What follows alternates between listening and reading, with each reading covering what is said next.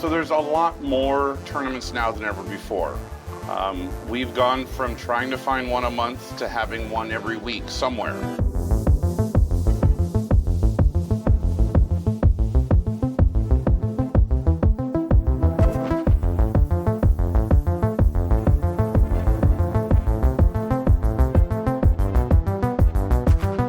Hello, welcome to the next episode of The Future of Pickleball.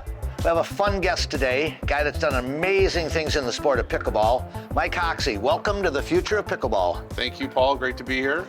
I want to start off, I met Mike. He did a whole series of very impressive events in the AAU world 2 years ago for the Road to the Junior Olympics. That's where I encountered Mike. But I want you to give us a little bit of an idea.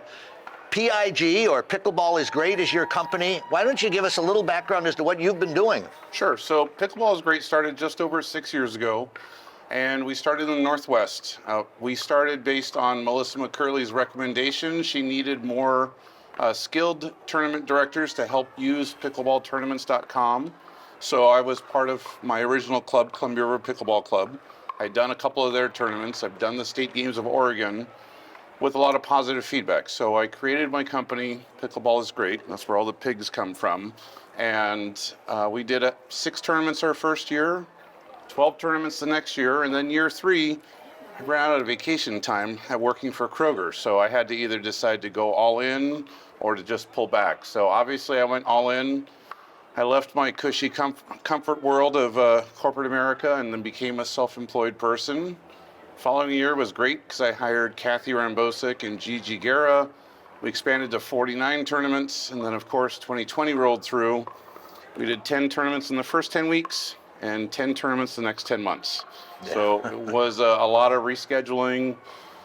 We didn't lay anyone off. We just kind of worked through everything.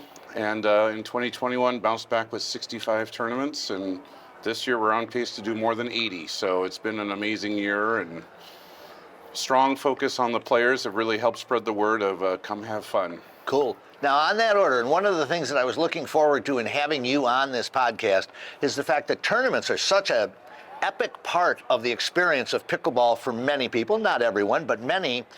Do you see anything evolving, changing, anything different in the future that the viewers might be interested to know about? Well, so there's a lot more tournaments now than ever before. We've gone from trying to find one a month to having one every week somewhere close to home. So the challenge for the players are trying to find the right tournament, and I always encourage the players to read all the details online. I unfortunately run into people who miss the format, which is probably one of the most important pieces. Now expand on that just a little bit. What might those variables be? So a format really determines how your day is going to go. Here at Indian Wells, it's double elimination unless there's 5 or less players, then it's round robin. Round robins are great because you get to play everybody, and it's what I enjoy the most. So as a player, I enjoyed the round robins. I was unsatisfied with the results being decided on a piece of paper, so we added in a layer of the playoffs that followed. So it created more like a pool situation, pool play with a playoff that followed. So it's been very handy for us. As we know, the ratings have been a little bit tumultuous and kind of difficult to navigate.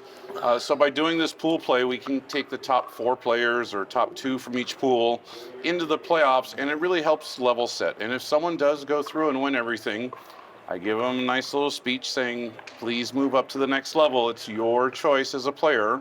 You can always play up in skill or down in age. That's the traditional rules. Some tournament directors choose not to do that, so that's why I go back to saying, please read the details of your tournament. It should be easier on pickleball.com going forward to find that information, but it's one of those sort of things for the player. I prefer the pool play and playoffs. Gives you more play. The schedule's more condensed, so you play in a lot tighter schedule. You don't have to be on site for 7 to 10 hours. And the nice thing is that at the end, the results are decided on the court. So you really know who the gold is, who the silver is, who the bronze is. We haven't figured out a 4th place medal yet. We keep joking with different things, but in the meantime, it's probably my favorite tournament. Cool. So now, if somebody watching this likes what they hear, or they say, "Gee, that I've not played in a round robin format, but it sounds interesting," what do they look for? How do they identify when it's one of your events that runs that format? So we always talk about a round robin with a playoff. Some of the more technical terms is a pool play with playoffs. The words double elimination or single elimination is the opposite, essentially. It's more of a championship style format.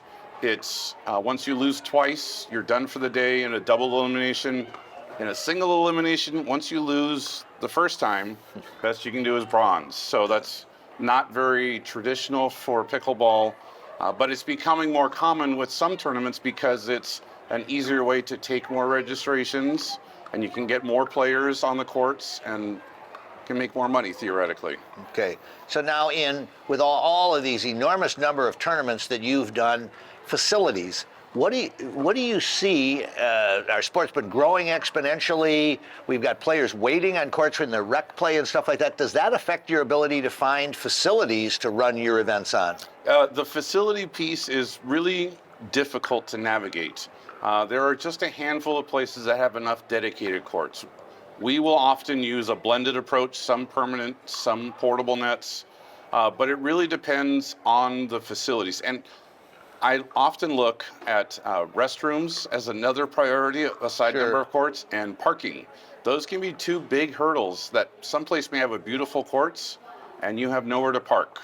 Or a restroom that's maybe 200 yards away. So those are some other challenges, but finding facilities that have enough courts for an event as compared to day-to-day play is an ongoing challenge in every state. It's not great in every state.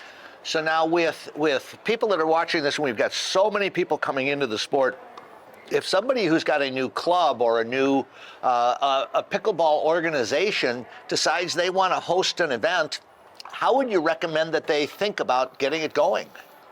When you're deciding to host an event, you really have to decide how much responsibility do you want to do. So our company, Pickleball Is Great, was created and designed so that we could take care of the player side of the business so that a facility or club could take care of hostings. Much like a restaurant, they would provide the tables, the chairs, the food, restrooms, and I would make sure the right players get to the right table. If you're trying to do it all yourself, there are a few online documents, usually between 9 to 14 pages, to try to make sure that you check all the boxes and go through the options. We talked about AAU, there's also USA Pickleball, and so each organization, the National Senior Games, they have their own set of rules and requirements to follow their certifications. I'm spending a lot of time with the U.S. Senior Pickleball because they're focused on the seniors and ensuring that they have 5-year gaps so that you're playing with someone your own age. Now, the converse is that you may play someone that's a higher skill, but at least you're playing someone with the similar hand-eye coordination. And that's probably the loudest feedback I'm getting from seniors is they want to play people their own age.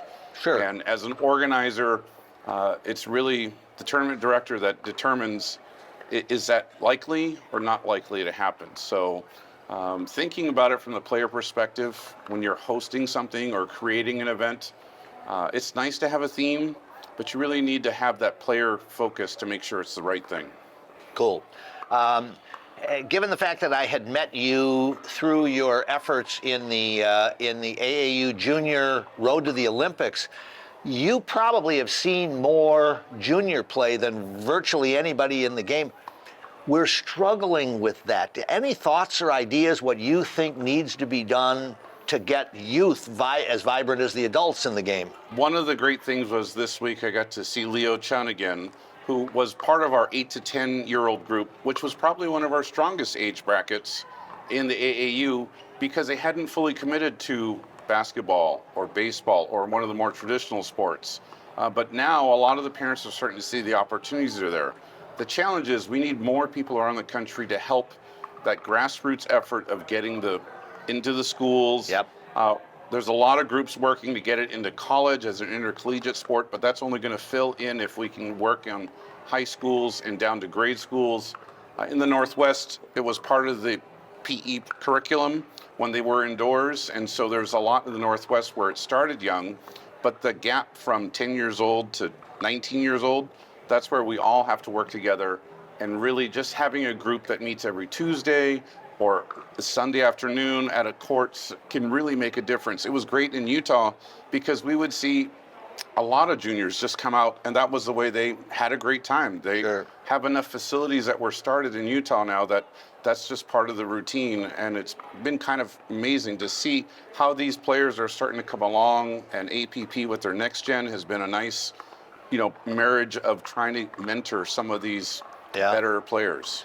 Yeah, I know on the at the board level at the AAU, we're revisiting kind of how to set up the structure, and really, I think the future we're hoping, and I'm asking you this, I guess, as a question, is we think that the team game, like other youth sports, baseball, maybe a better example than baseball would be swimming or wrestling, where a kid's an individual, but they train and they practice with other kids on a team format, and then their competitions go as a team. Does that make sense to you? It does, and what's great is in North Carolina, Bob Neisberger has done an excellent job with his North Carolina Pickleball, where they made regions and they have captains, and they have like a summer jamboree series where they'll go from each of the different regions to really encourage the kids to travel together, have a great time together. Yep. And they've seen a lot of great success coming out of North Carolina. It takes a little bit of effort, but it's really starting to come together, and it's been great to see it grow. Very cool. As we move along through this conversation, I really try and spend time on the future. We know the sport's exploding. Everybody sees it everywhere. We've got major celebrities, major pro athletes buying in on the pro side. Is there anything that you either see or would like to see come in the future in pickleball? Any thoughts that way? The future is very murky. There's been so much transition this year and so many changes. I personally am working on trying to keep the tradition of the sport while we continue to evolve and move forward. One of the things that is a common topic is rally scoring. I am not a huge fan of rally scoring, but for TV and media, it might be the right mix to do. I understand that piece, but for the 98% of the play, I think the traditional scoring has been very successful for more than 50 years. But as we evolve, I think we're going to see a lot of players trying to figure out where's that fun? How do I have lots of fun with this? And it's been nice to see even the non-athletes, someone who was never part of a team growing up, now starting to find I can have a lot of fun with this. Sure. And we can travel together. Yeah. So it's a very murky future because there's so many interchanging pieces. So the best thing to do is just tell everyone to be agile and flexible because I expect 2023 to be just as crazy a year of changes as we've seen this year. Yeah, as we sit here at U.S. Nationals in 2022, Wednesday of this week was a major announcement about the MLP and Vibe merging, which is everybody's very excited. I have another guest that you guys will see at another episode who's very involved at that level, said that there's another monster moment getting ready to drop in the next day or two. So it is such a wild time to see how these things are opening up and exploding. It really is, and that's where I mentioned pickleball.com. I really want to encourage everyone to start there. It's the transition of merging pickleball tournaments and pickleball brackets together to have the best experience registering for a tournament, finding information. Pickleball.com is mobile friendly, which has been a big challenge in the past. And I think that'll help people kind of see where do they want to go to play, whether it's local or going a destination trip, that sort of thing. Now, where you describe your company, P.I.G, is going to do over 80 tournaments. Are you still looking for other contracts? Are you interested in helping other tournaments run their events better? Yeah, we have been in a hiring mode for the last 6 months. I'm looking to hire 10 tournament directors, trying to space everyone out regionally so that there's less travel. I've had to ping pong back and forth a few times this year, so I'm trying to help find some regional people that we can train to have that same player focus and run tournaments. And really, we're trying to stay within the U.S. this year, but in 2024, hopefully going to Europe. Oh, wow. Canada, Mexico, but 2023 is about just ensuring that we have all the right people in all the right places. It'll be a big training year. So now that's exciting, thinking about going outside the 48. I didn't realize that that was something. Guide us a little bit. What do you see happening that might make that possible? Well, we all wanted to be part of the Olympics, and I was part of the IFP that had up to 79 Explain the managers. IFP. So the International Federation of Pickleball was one of the largest organizations. It had a giant shift in evolution this year. So while they still have the most amount of countries, we are not able to get in the Olympics until we have one unifying organization. We don't have that yet. So there's a group that's been working all year, meeting every week, of the 9 largest countries that have pickleball. They're working on announcing, having a brand, and they are working for the Olympics. I'm sorry to say we missed LA. We will not be recognized in LA. We'll be around, I'm sure. But really the focus is how do we get ready for Australia? How do we present the right case and have enough countries that have competitive pickleball, which means you have to have a membership and you have to have, a documented tournament. So the IFP is a part of that piece. How it all shifts and evolves in the next year, I wish I knew. All I know is for my business, I'm trying to be ready in 2024 and really try to leverage having a presence to help support getting pickleball into the Olympics. Very exciting stuff. That is so cool to hear. As we start to get to the wrap-up portion of this, I would like you, how does somebody reach out to you? How does somebody find out if they, to get to you, to hear what you guys could do for them? As you know, I'm not very shy. I'm a pretty approachable guy. I wear these kind of shirts at a tournament so that anyone can walk up to me at any time. But we're online on Facebook, Twitter, YouTube, Instagram at Pickleball Is GR8, because I'm a kid from the 80s. But Pickleball Is GR8 is our digital hashtag. Very nice. Pickleball Is Great's website, Mike at pickleballisgreat.com. I like to follow good guys like Rob Barnes that knows how to set the right email tone. So very good. I've always enjoyed working with you in Selkirk. Super, super. Well, we've had another great episode. It is fun as we pursue this future of pickleball to meet these people that are making a difference, that are driving the sport, that are making the things that we all are enjoying happen. I want to say thank you so much to Mike Hoxie. I've You're sure very welcome. appreciated it. Thank you.